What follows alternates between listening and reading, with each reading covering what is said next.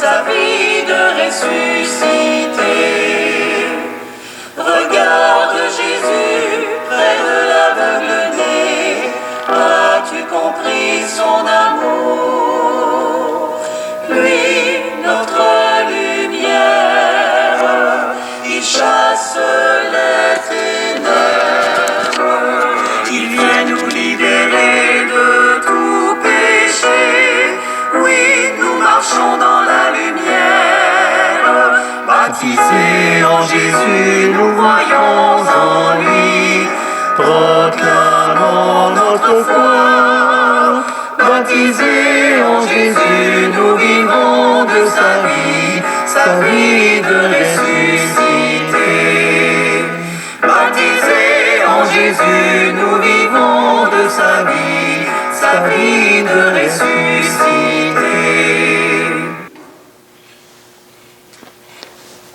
Au nom du Père et du Fils et du Saint-Esprit. Amen. Que le Dieu de Jésus-Christ, qui ouvre nos yeux à sa lumière, soit toujours avec vous. Et avec votre esprit. Depuis le début du carême, nous sommes appelés à grandir dans la foi et à nous laisser guider par la parole de Dieu.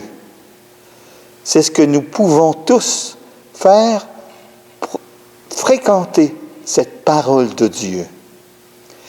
Je t'habille en rose, c'est le dimanche de la joie. Vous allez peut-être dire, c'est pas joyeux, on n'est pas à la messe, mais ensemble, on va faire une lecture de la parole de Dieu et une communion spirituelle ensemble.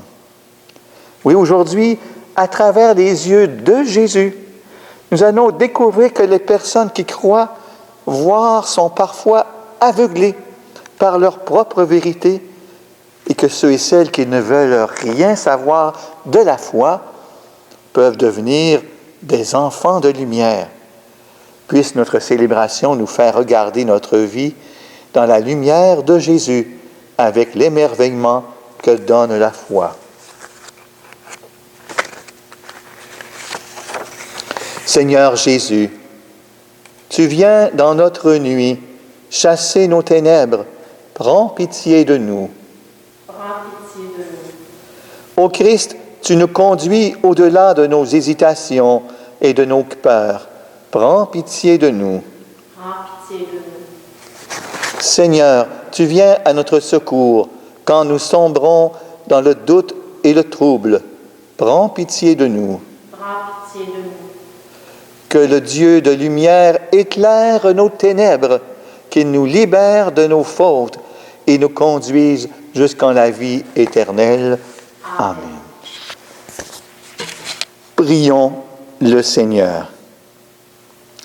Dieu notre Père, tu nous as envoyé ton Fils pour nous ouvrir les yeux et nous apprendre à voir au-delà des apparences, des contradictions et des jugements faciles.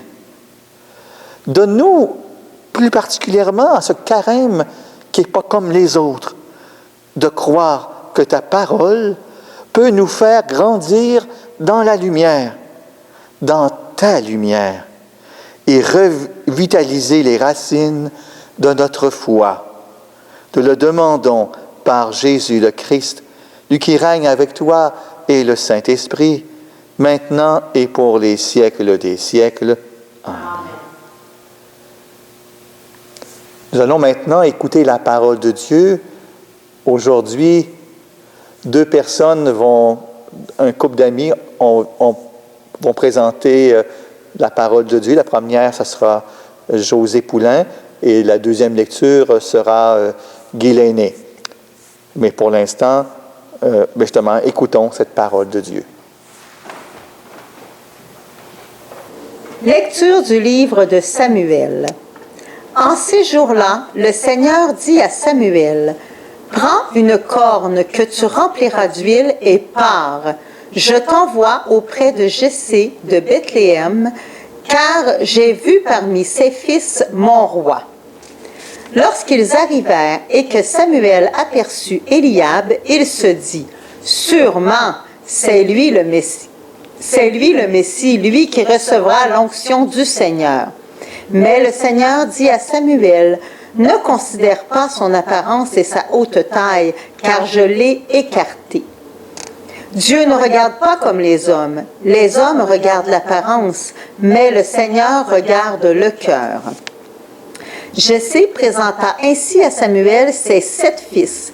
Et Samuel lui dit, « Le Seigneur n'a choisi aucun de ceux-là. » Alors Samuel dit à Jessé, « N'as-tu pas d'autres garçons? » Jessé répondit, « Il reste encore le plus jeune. Il est en train de garder le troupeau. » Alors Samuel dit à Jessé, « Envoie-le chercher.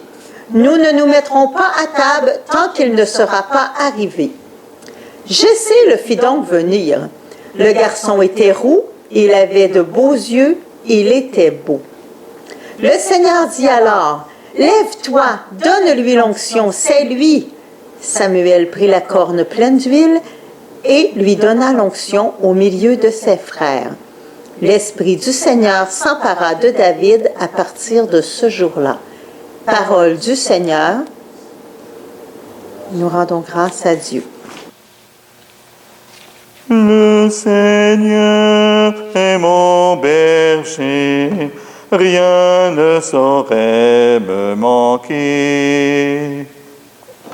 Le Seigneur est mon berger, je ne manque de rien.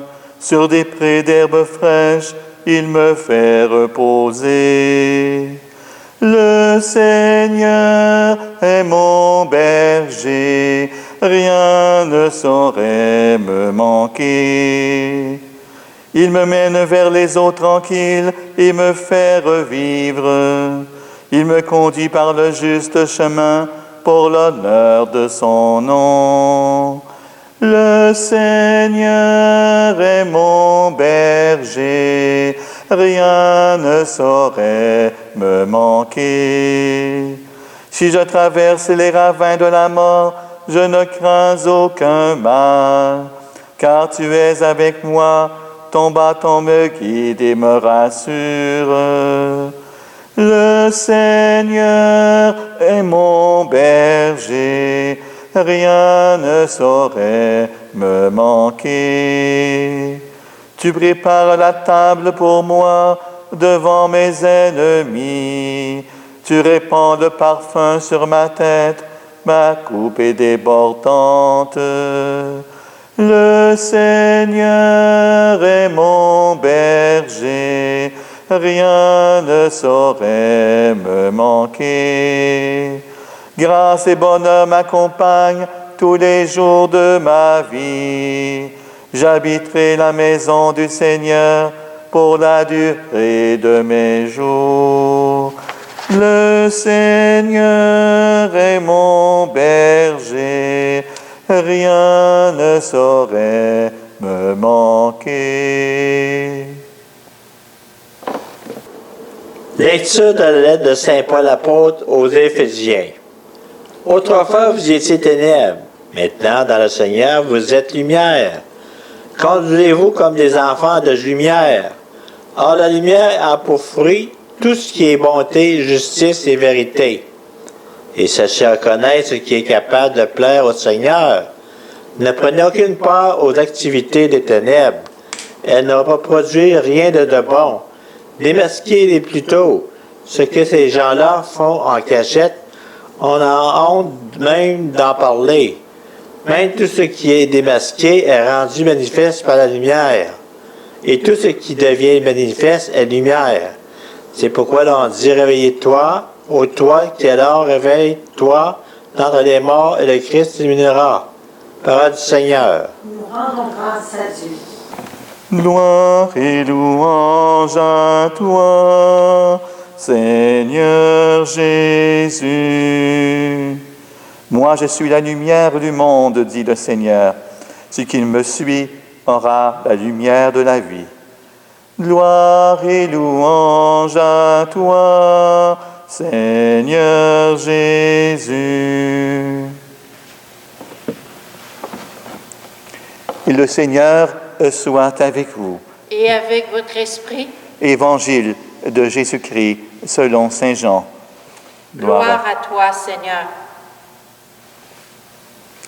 En ce temps-là, en sortant du temple, Jésus vit sur son passage un homme aveugle de naissance.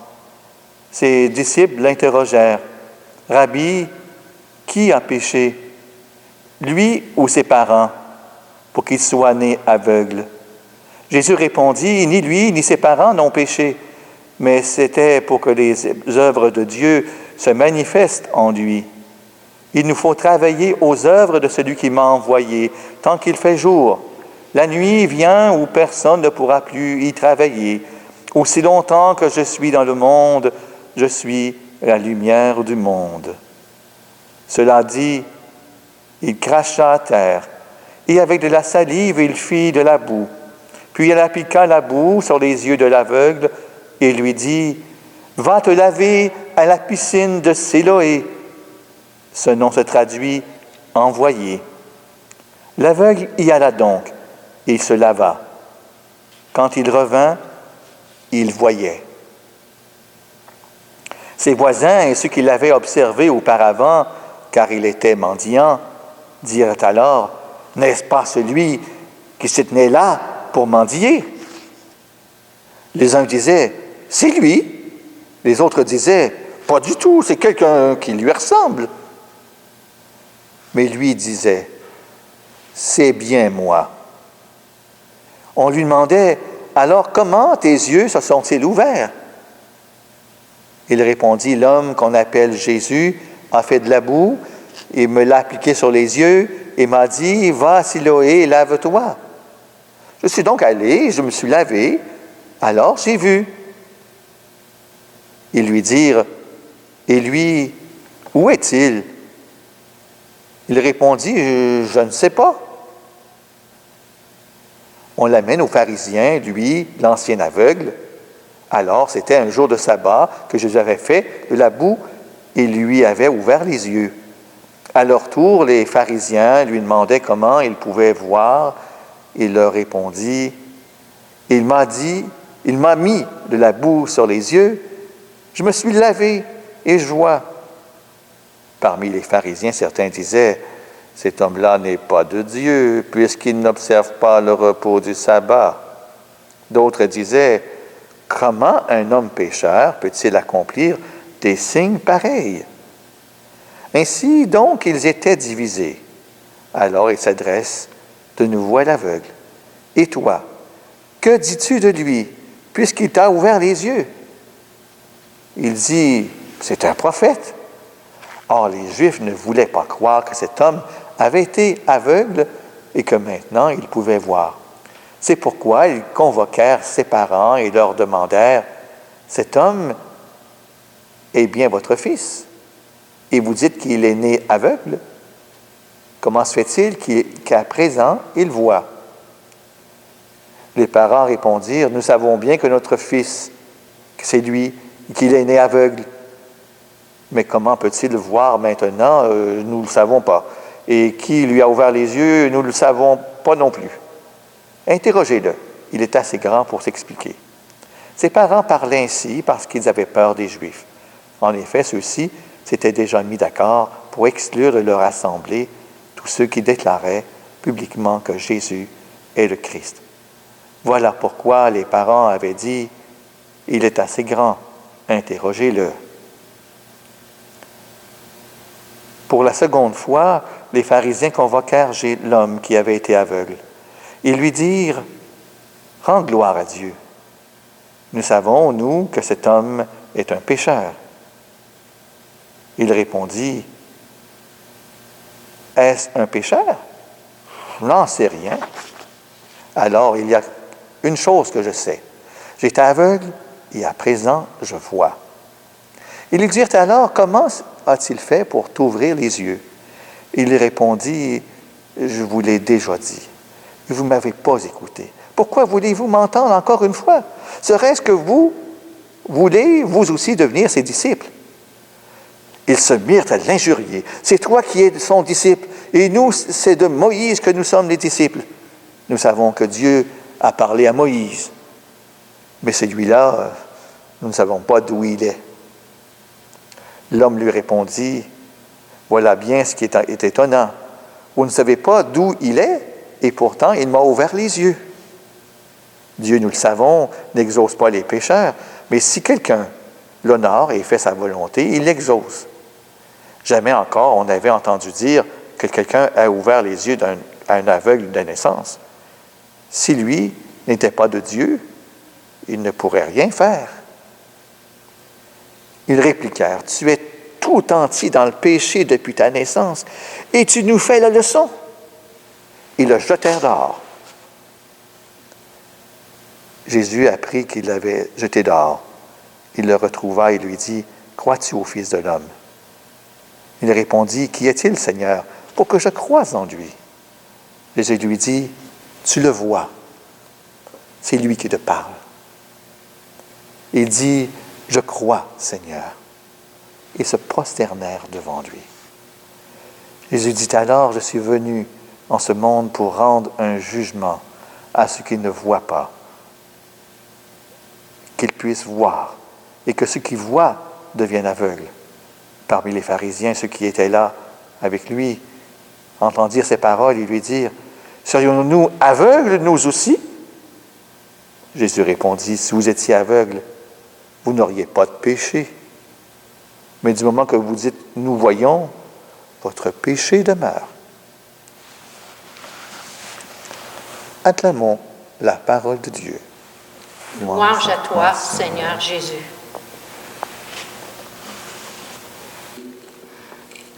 Bonjour. Cet évangile est si riche qu'on pourrait passer la journée à s'en parler. Mais nous trouvons quand même quelques points importants. Au concours des candidats au trône qu'on voyait dans la première lecture, le petit roux aux yeux bleus n'avait aucune chance. C'était le plus petit, puis il n'était même pas là. Le dernier-né de Jessé, le 8e, n'était d'ailleurs qu'un jeune adolescent.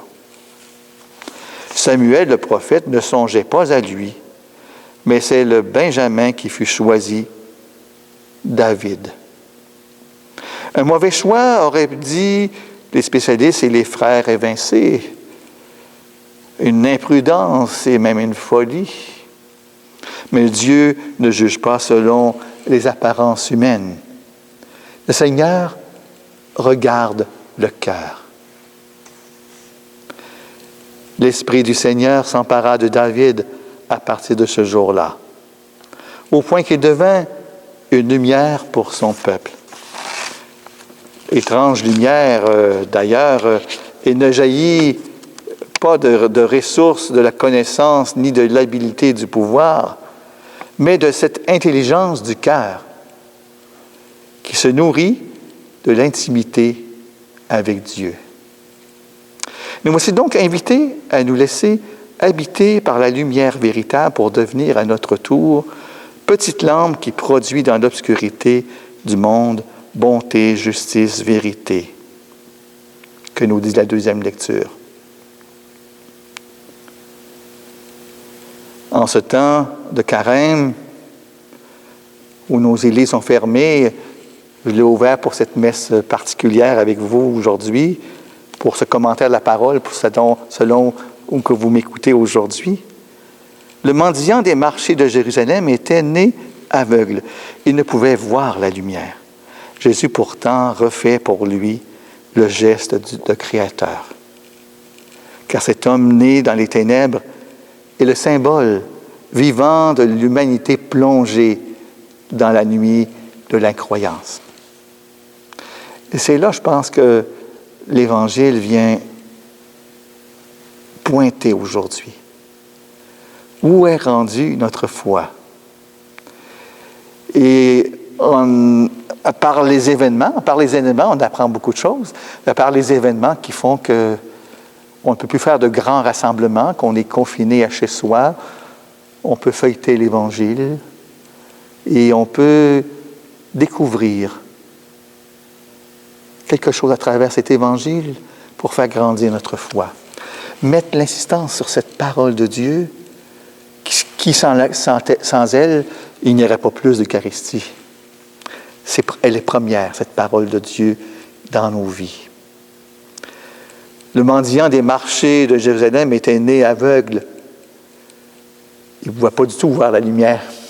Jésus pourtant refait sur lui le geste du Créateur. Car cet homme-là, né dans les ténèbres, est le vivant symbole de l'humanité plongée dans la nuit de l'incroyance. Jésus pétrit de la boue pour en faire un homme nouveau. Comme Dieu pétrit de la boue pour former un être humain dans la Genèse, dans les livres de la Genèse. Il veut le faire naître de l'obscurité de la lumière. Il veut le faire passer de l'ignorance à la confiance. L'homme accepte de se laisser envoyer à la piscine de Siloé. Vous allez peut-être me dire, il n'y avait peut-être pas grand-chose à perdre, mais il a fait son chemin. Il est recréé, voyant par l'eau qui régénère. Il devint alors un témoin, même au point que les pharisiens se sentent un peu froissés par son témoignage dans l'Évangile. Hein? Et de proche en proche, la parole de l'aveugle guérit, s'affermit. Il devient plus fort. Après les doutes des voisins, ce sont les refus des pharisiens. La défiance s'installe alors que grandit la foi de l'ancien aveugle. Il est frappant que de constater que Jésus n'est présent que dans cette scène d'Évangile qu'au début et à la fin de l'Évangile. Au cours du véritable procès qu'on lui intente, il est absent. Et c'est l'aveugle qui devient son représentant dans le monde incroyant. Nous, au cours de la journée, au cours de la semaine, simplement dans une conversation au téléphone, ça, tout le monde a le droit de parler au téléphone, hein? On peut témoigner ce que le Seigneur fait de beau, de grand en nous. Ou ce qu'on désire que le Seigneur fasse, parce que peut-être qu'on n'a pas fait cette rencontre avec Dieu. On peut lui demander, Dieu exauce. Et ça pourrait être surprenant. Demandez-y 3 fois par jour son Esprit Saint. Vous allez être surpris, là. On va peut-être avoir des surprises après Pâques, là, quand on va vous revoir. Et même les parents, ils n'osent pas trop se prononcer, hein? Ils se dérobent, comme on dit. On croirait déjà entendre dans ce dialogue la liturgie du baptême, dans la nuit de Pâques, où, entre autres, des candidats adultes viennent à ce moment-là. Il n'y en aura peut-être pas beaucoup parce que nos célébrations de Pâques vont être différentes, mais on va peut-être faire ça autrement ici à Lévis. Peut-être à la cathédrale de Québec, si on peut diffuser cette célébration, peut-être qu'on verra un baptême d'adultes. Je n'en sais rien, je ne connais pas encore les développements là-dessus. Mais qu'est-ce qu'on dit dans la liturgie baptismale? Et c'est vrai pour le nouveau baptisé, mais c'est vrai pour chacun de nous. Hein? On a à répondre à cette question. Crois-tu au Fils de l'homme? Puis l'aveugle dit, qui est-il, Seigneur? Pour que je croie en lui. Il est tout ouvert à avoir cette foi. Demandons-la cette foi. Tu le vois, c'est lui qui te parle. Je crois, Seigneur, il se prosterna devant lui. Nous avons toujours à poursuivre notre initiation baptismale. Nous avons à nous laisser abreuver de l'eau vive de sa parole. Comme la Samaritaine dimanche dernier. Vous avez peut-être manqué l'Évangile aussi, hein? Elle avait une grande soif et Jésus est venu combler sa soif. Et aujourd'hui, un aveugle qui voulait voir, hein? Voir avec ses yeux de chair, mais ses yeux de foi, et Jésus l'a comblé. Nous sommes invités, particulièrement dans ces carêmes, à demander cette foi, à demander à Dieu de voir, à renaître de l'eau et de l'Esprit Saint pour que le regard purifié accéder à la claire vision de Jésus. Ainsi, nous serons des témoins de la transfiguration qu'on demandait dans le 2e dimanche du carême, qu'il opère en nous. Amen.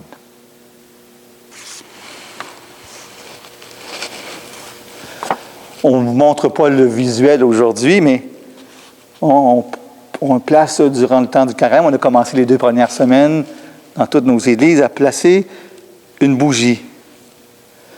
Et là, nous allons nous tourner vers la croix, qui nous rappelle qu'au milieu de la nuit, il y a toujours le miracle de l'amour.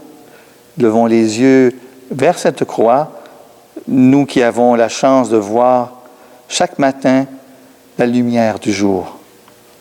En toute connaissance, nous allons pouvoir dire notre foi. Je vais me tourner vers la croix avec la caméra. Disons ensemble, je crois en Dieu, le Père Tout-Puissant, Créateur du ciel et de la terre, et en Jésus-Christ, son Fils unique, notre Seigneur, qui a été conçu du Saint-Esprit, est né de la Vierge Marie, a souffert sous Ponce Pilate, a été crucifié, est mort et a été enseveli, est descendu aux enfers, le 3e jour est ressuscité des morts, est monté aux cieux, est assis à la droite de Dieu, le Père Tout-Puissant, d'où il viendra juger les vivants et les morts. Je crois en l'Esprit Saint, à la Sainte Église catholique, à la communion des saints, à la rémission des péchés, à la résurrection de la chair, à la vie éternelle. Amen. Nous avons chanté le psaume « Le Seigneur est mon berger ». N'hésitons pas maintenant à nous tourner vers lui pour lui confier nos besoins et ceux de notre monde en lui disant, après chacune des intentions, « Toi, notre berger, conduis-nous vers la vie. » Seigneur, regarde les personnes qui entreprennent une démarche de réconciliation. Que ta lumière les libère de leur fardeau et leur donne la paix de l'âme, nous t'en prions. Toi, notre berger, conduis-nous vers la vie. Seigneur, regarde nos frères et sœurs qui traversent des périodes de noirceur, le cancer, la dépression, la perte d'un emploi, le décès d'un être cher. Que ta lumière leur permette de s'accrocher à la vie. Nous t'en prions. Toi, notre berger, conduis-nous vers la vie. Seigneur, regarde les adolescents et les jeunes adultes qui ont demandé à recevoir les sacrements de l'initiation. Que ta lumière leur ouvre le cœur pour qu'ils puissent dire avec nous, « Je crois, Seigneur, nous t'en prions. » Toi, notre berger, conduis-nous vers la vie. Seigneur, regarde les femmes et les hommes qui s'engagent au nom de leur foi pour garder leur communauté chrétienne vivante. Que ta lumière leur fasse voir les nouvelles racines de l'arbre et pas seulement les branches mortes. Nous t'en prions. Toi, notre berger, conduis-nous vers la vie.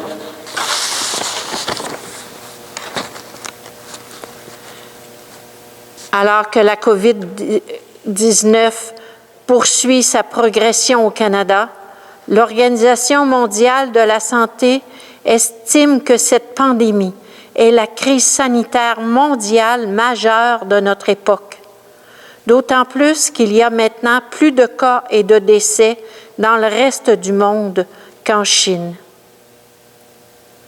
Pour les gouvernements et les professionnels de la santé, de partout dans le monde, travaillent de concert afin de ralentir la progression de la COVID-19 et de trouver un vaccin pour contrer cette maladie. Prions le Seigneur. Toi, notre berger, conduis-nous vers la vie. Nous avons chanté ensemble « Le Seigneur est mon berger ». Dieu notre Père, toi, notre berger, accueille nos demandes. C'est avec confiance que nous te les présentons, car tu es notre Dieu, vivant et fidèle pour les siècles des siècles. Amen.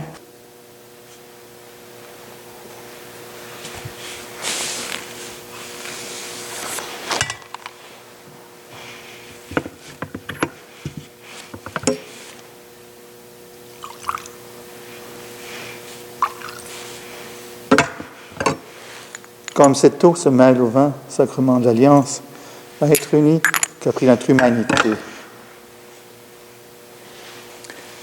Tu es béni de notre Père, toi tu nous donnes ce pain et ce vin. Nous les présentons, qu'ils deviennent pour nous pain de la vie et vin du royaume éternel. Béni soit Dieu maintenant et toujours. Humbles et pauvres, nous te supplions, Seigneur, accueille-nous, que nos sacrifices nous retrouvent grâce devant toi. Prions ensemble au moment d'offrir le sacrifice de toute l'Église pour la gloire de Dieu. Le salut du monde. Seigneur, nous te présentons dans la joie le sacrifice qui sauve notre vie et nous te prions humblement, accorde-nous de le célébrer avec respect et de savoir l'offrir pour le salut du monde par Jésus-Christ, ton Fils, notre Seigneur. Amen. Le Seigneur soit avec vous. Et avec votre esprit, Élevons notre cœur. nous le tournons vers le Seigneur. Rendons grâce au Seigneur notre Dieu. Cela est juste et bon. Vraiment, il est juste et bon de te rendre gloire, de t'offrir notre action de grâce toujours et en tout Dieu. À toi, Père très saint, Dieu éternel et tout-puissant, par le Christ notre Seigneur. En prenant la condition humaine, il a guidé vers la lumière de la foi l'humanité qui s'en alla dans les ténèbres. Par le bain qu'il fait renaître, il a donné aux hommes et aux femmes nés dans le péché de devenir vraiment fils et filles de Dieu. Voilà pourquoi le ciel et la terre t'adorent, ils te chantent leur hymne toujours nouvelle, et nous-mêmes, unissant notre voix à celle des anges, nous t'acclamons en disant « Saint, Saint, Saint, le Seigneur, Dieu de l'univers, le ciel et la terre sont remplis de ta gloire. Hosanna au plus haut des cieux. Béni soit celui qui vient au nom du Seigneur. Hosanna au plus haut des cieux. » Toi qui es vraiment saint, toi qui es la source de toute sainteté, nous voici rassemblés devant toi et dans la communion de toute l'Église en ce premier jour de la semaine, nous célébrons le jour où le Christ est ressuscité d'entre les morts. Par lui que tu as élevé à ta droite, Dieu notre Père, nous te prions. Sanctifie ces offrandes en répandant sur elles ton esprit, qu'elles deviennent pour nous le corps et le sang de Jésus le Christ, notre Seigneur. Au moment d'être livré, d'entrer librement dans sa passion, Jésus prit le pain. Il rendit grâce, Père. Il le rompit. Il le donna à ses disciples en disant « Prenez et mangez-en tous. Ceci est mon corps, livré pour vous. »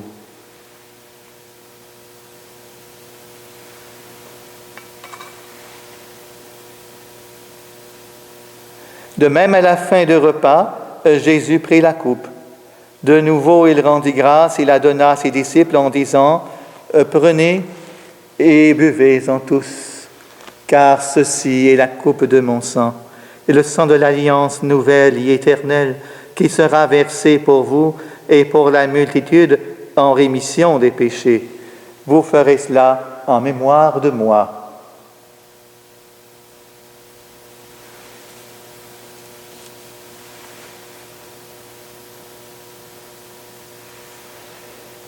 Il est grand le mystère de la foi.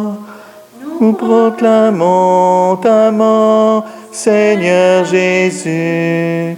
Nous célébrons ta résurrection.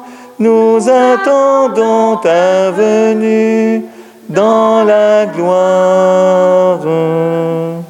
Faisant ici mémoire de la mort et de la résurrection de ton Fils, nous t'offrons, Père, le pain de la vie, la coupe du salut, et nous te rendons grâce, car tu nous as choisis pour servir en ta présence. Humblement, nous te demandons qu'en ayant part au corps et au sang de Christ, nous soyons rassemblés par l'Esprit Saint en un seul corps. Souviens-toi, Père, de ton Église répandue à travers le monde. Fais-la grandir dans ta charité avec le pape François, notre évêque Gérald Cyprien Lacroix, l'ensemble des évêques, les prêtres, les diacres, et tous ceux qui ont la charge de ton peuple.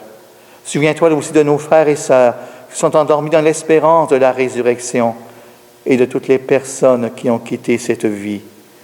Et Seigneur, je te prie aujourd'hui, nous te prions pour Adélard Leblanc, pour qui cette messe est célébrée. Reçois-les dans ta lumière auprès de toi. Sur nous tous, enfin, nous implorons ta bonté. Permets qu'avec la Vierge Marie, la bienheureuse Mère de Dieu, de Saint Joseph, son époux, avec les apôtres, les saints et les saintes de tous les temps qui ont vécu dans ton amitié, nous ayons part à la vie éternelle, que nous chantions ta louange par Jésus-Christ, ton Fils bien-aimé. Par lui, avec lui et en lui. Amen. À toi, Dieu le Père Tout-Puissant, dans l'unité du Saint-Esprit.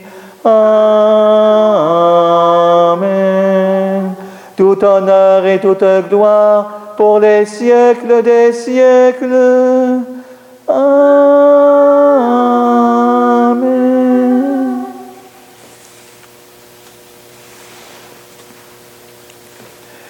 Aujourd'hui, nous avons des intentions. On est à la maison et partout, Dieu nous écoute. Même le pape disait cette semaine, et je l'introduis notre Père avec cela, que dans le cas de force majeure, et on est dans une pandémie, c'est majeur. Si vous sentez avoir fait une faute envers quelqu'un, il faut le regretter et se tourner vers Dieu et le prier, lui demander pardon. Il va vous écouter. C'est les paroles du pape. Vous trouvez ça dans le catéchisme catholique, en passant.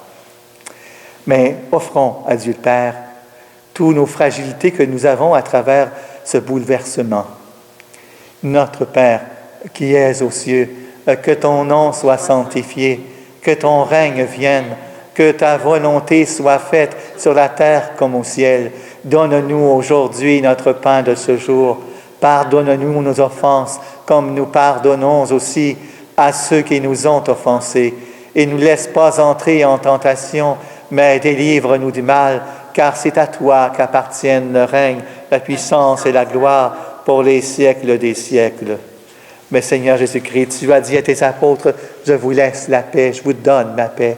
Ne regarde pas nos péchés, mais la foi de ton Église, pour que ta volonté s'accomplisse. Donne-lui toujours cette paix et conduis-la vers l'unité parfaite, toi qui règnes pour les siècles des siècles. Amen. Que la paix du Seigneur soit toujours avec vous. Et avec votre esprit. Je vous souhaite, chacun dans vos maisons, une couronne de paix.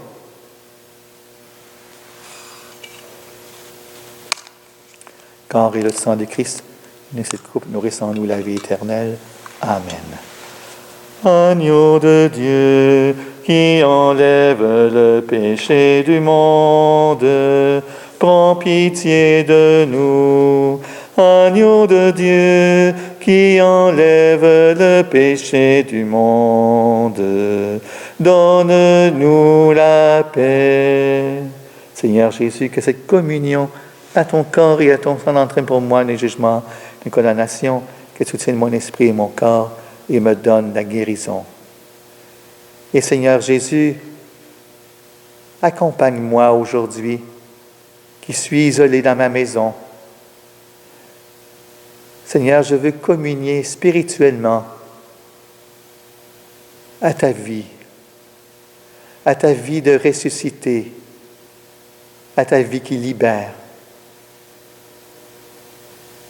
Amen.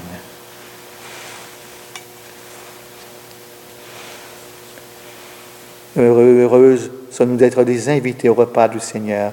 Voici l'agneau de Dieu qui enlève le péché du monde. Seigneur, je ne suis pas digne de te recevoir, mais dis seulement une parole et je serai guéri. Corps et le sang de Christ nous garde pour la vie éternelle. Amen.